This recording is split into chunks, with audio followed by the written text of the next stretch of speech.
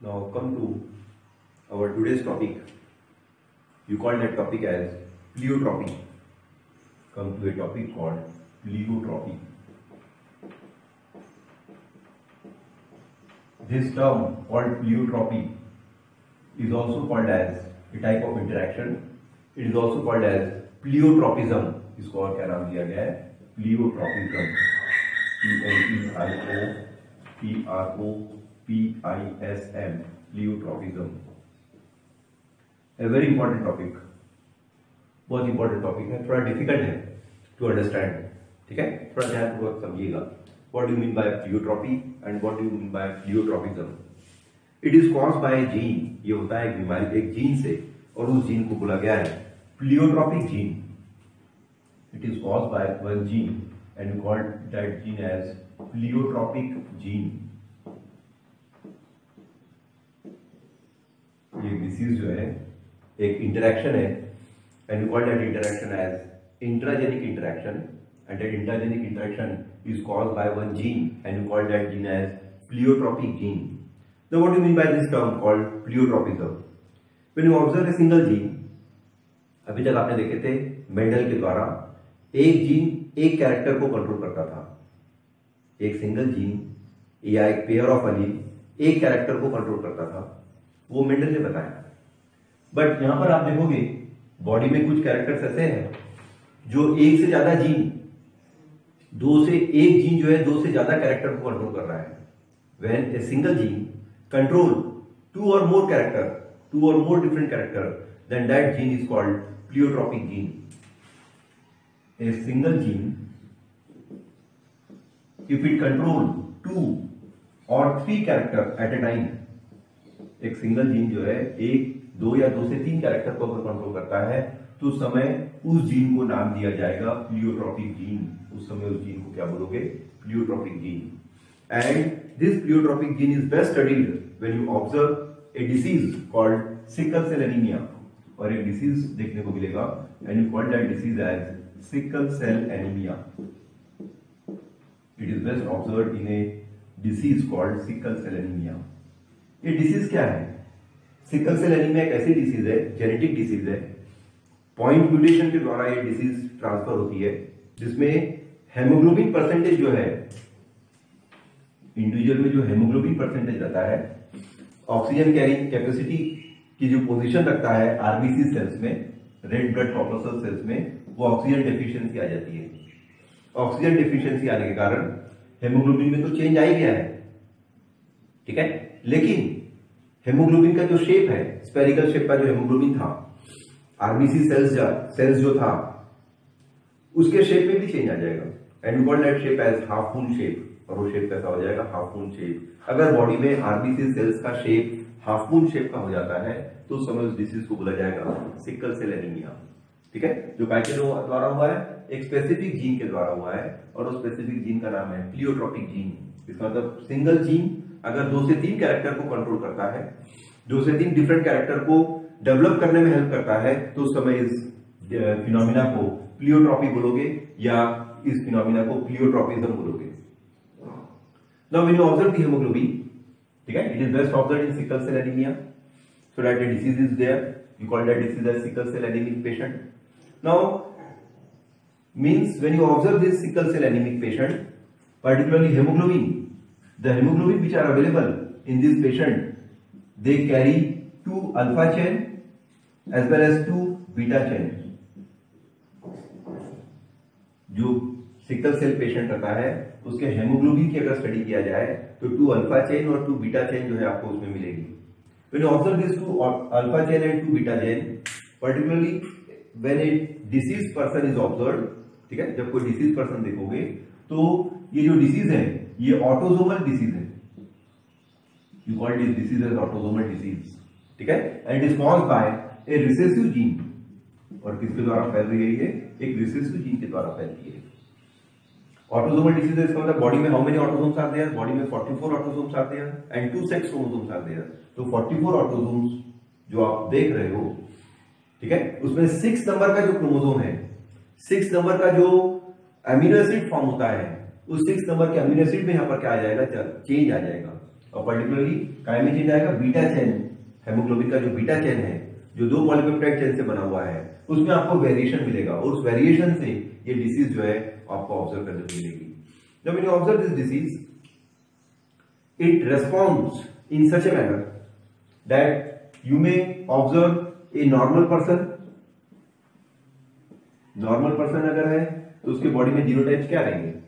अगर कोई normal person है तो उसके बॉडी में जीनोटाइप्स रहेंगे HbA, HbA. These are the two special genotypes present in a normal person. Normal person means you call it a healthy person. Normal person को आप क्या बोलोगे? Healthy person. ऐसा पर्सन जिसकी बॉडी में कोई भी सिकल सेल एनीमिक के जीन्स नहीं है, you call that person as normal person. ठीक है। अगर कोई पर्सन हेमोफिलिक है तो उसमें 2 रिसेसिव जीन्स पाए जाएंगे। कितने जीन पाए जाएंगे? उसमें 2 रिसेसिव जीन पाए जाएंगे। You call that person as, उस ऐसे पर्सन को क्या बोला जाएगा? Sickle cell anaemic person. You call that person as sickle cell anaemic person. And this sickle cell anaemic person can't survive more, और ऐसे पर्सन जो है ज्यादा दिन जो है जिंदगी नहीं जी पाते। और सिकल सेल एनीमिक अगर पर्सन है तो उसके जीनोटाइप क्या रहेंगे? उसके जीनोटाइप रहेंगे HbS, HbS। इसका मतलब 2 सिकल सेल जीन यहां पर है जिसको रिप्रेजेंट कैसे किया हुआ है? रिसेसिव जीन से रिप्रेजेंट किया है and that recessive gene is indicated by alphabet S। ठीक है। दोनों हेमोग्लोबिन मॉलिक्यूल पे अगर 2 सिकल सेल जीन आ गए तो वो पर्सन क्या कहलाएगा? सिकल सेल एनीमिक पर्सन कहलाएगा। और सिकल सेल एनीमिक पर्सन जो है दे कांट सर्वाइव मोर, वो ज्यादा जिंदगी नहीं जी पाते। एक और पर्सन मिलेगा आपको, you call that person as sickle cell carrier. One more person is there, you call that person as sickle cell career.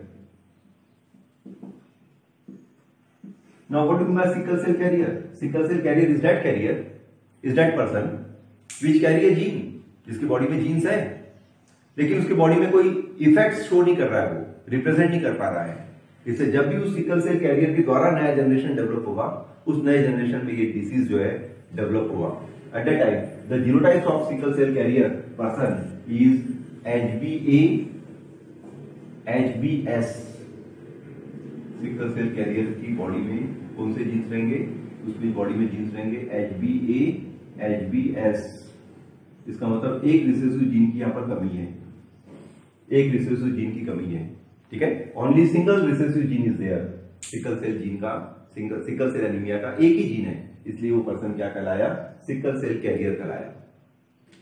अब जब भी मैरिज की बात आती है, ठीक है, सिकल सेल कैरियर की अगर मैरिज किया जाए तो न्यू जनरेशन कैसे बनेगी?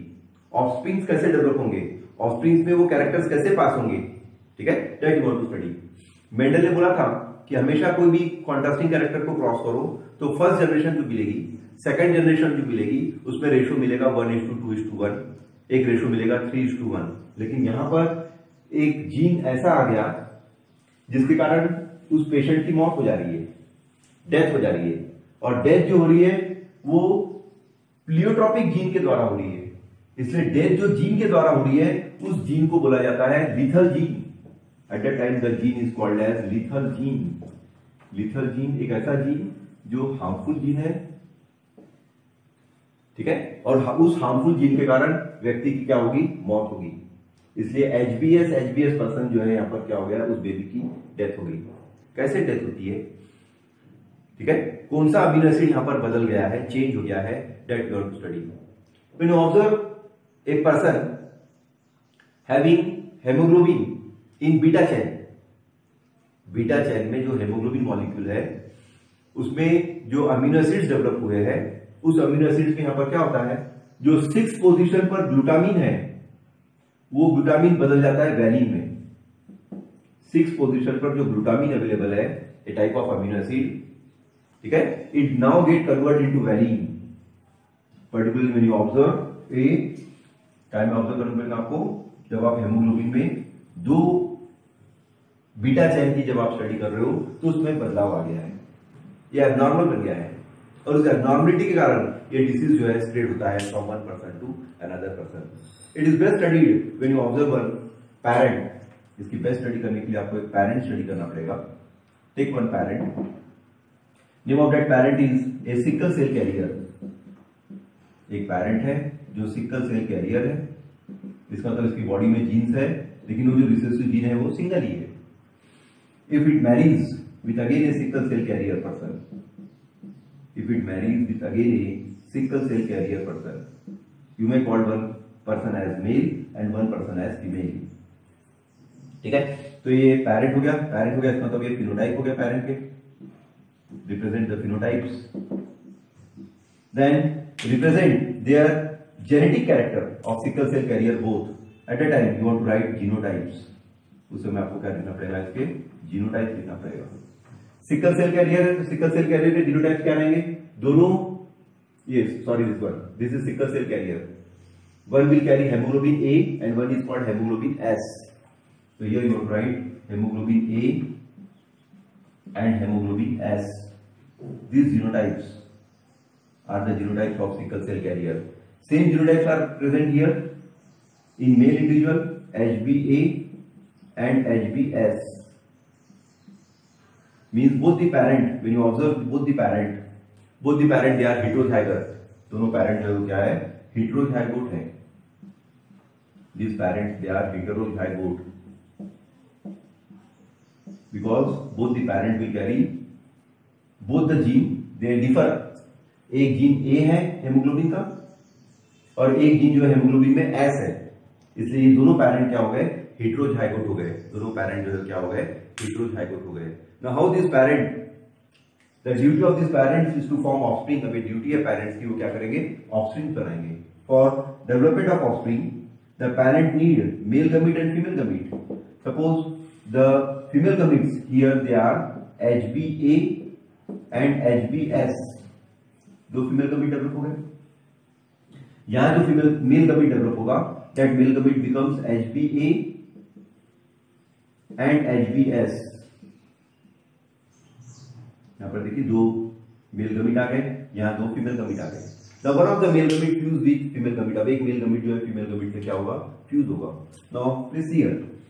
Suppose this is female gamete and this is male gamete. They fuse together. Now which gamete will fuse here? The gamete which comes here is HbA, HbA. Means the baby which born here, you call it offspring. यहाँ जो baby born हुए उसको आप offspring बोलोगे. This is first generation, F1 generation develop हुई है. ठीक है, F1 जनरेशन में यहाँ जो बेबी डेवलप हुआ उस बेबी के जीनोटाइप्स हो गए यहाँ पर. Now come to second fusion. HbA female gamete fuse with HbS male gamete. Again a new generation will come, HbA HbS. Again a new generation will come. This new generation will carry one recessive gene of sickle cell, ठीक है, and one hemoglobin. Now come to next fusion. This is female gamete and this is male gamete. They fuse together and new generation will come. That new generation will carry which genotype? HbA and HbS. This genotype will come in new generation. Now come to last fusion. HbS fuses with HbS. ये female gamete और ये male gamete दोनों fuse हुए. नया generation जो develop हुआ, that new generation carry a genotype called HbS HbS. इसका तो यहाँ पर दो रिसेसिव जीन आ गए और दोनों रिसेसिव जीन आने के कारण ये जो बेबी बना है वो होमोजाइगोट बन गया. ये जो बेबी बना वो हेटेरोजाइगोट बना और ये जो बेबी बना है ये भी होमोजाइगोट है. जो होमोजाइगोट इंडिविजुअल वाले हैं बेबी, उनमें वो डिसीज डेवलप नहीं करता, उनमें वो डिसीज डेवलप करेगा. और जो हेटेरोजाइगोट वाले बेबी है इनमें वो डिसीज क्रिएट नहीं होता. इसलिए ये जो बेबी है, you call this baby as normal baby. यहाँ जो बेबी बॉर्न हुआ वो नॉर्मल बेबी कहलाएगा. ठीक है, यहाँ जो दो बेबी बने, this one and this one, ये पैरेंटल कैरेक्टर शो कर रहे हैं, सिकल सेल कैरियर के कैरेक्टर शो कर रहे हैं. ये देखिए सिकल सेल कैरेक्टर की शो कर रहे हैं, इसलिए you call this two baby as sickle cell anaemic person. Sorry, sickle cell carrier. These two babies, they are sickle cell carrier. These two persons are sickle cell carrier. And when you observe this last baby carrying genotype HbS HbS, you call this baby as sickle cell anemic. ये person baby जो बना है वो क्या है, sickle cell anaemic person बना है. और सिकल सेल एनीमिक पर्सन की लाइफ नहीं रहती, क्योंकि इनके हेमोग्लोबिन में बदलाव आ गया है, इनके आरबीसी में बदलाव आ गया है, हेमोग्लोबिन के शेप में बदलाव आ गया है, उसके साइज में बदलाव आ गया है, हेमोग्लोबिन का स्ट्रक्चर ही बदल गया है, इसलिए ऐसे बेबी जो है दे कांट सर्वाइव। इसका रेशो अगर देखा जाए तो कितने रेशो आ रहे हैं? नॉर्मल पर्सन जो है वो 1 आया, नॉर्मल बेबी जो डेवलप हुआ it is 1। Sickle cell carrier के बच्चे कितने डेवलप हुए? Sickle cell carrier baby how many develop? Sickle cell carrier के बेबी 2 डेवलप हुए। और सिकल सेल एनीमिक पर्सन जो है, बच्चा जो है वो कितना डेवलप हुआ? Sickle cell anaemic person it becomes 1। You get a ratio of 1:2:1। यहां पर जो रेशो आया है वो 1:2:1 आया है, जिसमें एक बेबी जो बॉर्न हुआ ऑफस्प्रिंग, उसके फिनोटाइप को देखो, जीनोटाइप को देखो तो नॉर्मल बच्चा डेवलप हुआ। 2 बच्चे जो जन्मे हैं वो सिकल सेल कैरियर है बेबी, और एक बेबी जो बॉर्न हुआ है उसमें दोनों में होमोजाइगोट जीन है, दोनों रिसेसिव जीन है। होमोजाइगोट नेचर रहने के कारण the baby carrying HBS this baby will die. ये बच्चे की क्या हो जाएगी? डेथ हो जाएगी। ये बच्चे की डेथ हो रही है, इसलिए अब जो रेशो आया था 3:1 या 1:2:1, you have to represent this ratio as 1:2। अब ये रेशो कैसे रिप्रेजेंट करना पड़ेगा? 1:2, बिकॉज 1 बेबी विल डाई। एक बच्चे की क्या हो गई? यहां पर डेथ हो गई। तो instead of writing 1:2:1, you have to represent it as 1:2। ये रेशो ध्यान में रखिए, एमसीक्यूज में आता है। तो प्लियोट्रॉपी जीन का, प्लियोट्रॉपिज्म का कैरेक्टरिस्टिक फीचर है कि प्लियोट्रॉपिज्म में हमेशा जो ऑफस्प्रिंग फॉर्म होते हैं, F1 जनरेशन फॉर्म होता है, उसमें रेशो कितना आएगा? 1:2 आएगा। तो दिस फिनोमिना जिसमें हेमोग्लोबिन में ही बदलाव आ गया है, हेमोग्लोबिन जो बदलाव आया है वो म्यूटेंट जीन के थ्रू आया है। It is caused by A mutant gene, जो कभी भी हो सकता है। और कौन से नंबर के क्रोमोसोम पे होता है? 6 नंबर के क्रोमोसोम पे होता है। ठीक है, 6 नंबर के क्रोमोसोम में जो ग्लूटामिन है, ग्लूटामिक एसिड है, वो अमीनो एसिड बदलकर वैलिन हो जाता है। ठीक है, so that this baby will die. HBS type का जो जीनोटाइप वाला जो बेबी बॉर्न हुआ था, इस बेबी की डेथ क्यों हुई? Due to a special gene, and you call that gene as lethal gene. ऐसा क्यों हुआ? क्योंकि वो लीथल जीन को रिएक्ट किया है, लीथल जीन वहां पर डेवलप हो गया है, so that a phenomena is observed, and you call that terminology as pleiotropy, और you call it as pleiotropism, which is best studied in a example called as sickle cell anaemia. जो kind में example देखने को मिलेगा आपको sickle cell anaemia में, जिसमें parents के जो जीनोटाइप्स थे वो जीनोटाइप्स तो डेवलप हुए, एक नॉर्मल बेबी भी बॉर्न हुआ, लेकिन जो कैरियर बेबी थे उन्होंने एक डिसीज पर्सन को डेवलप किया है, और वो डिसीज पर्सन जो है वो रिसेसिव है। This disease person is recessive, and why die?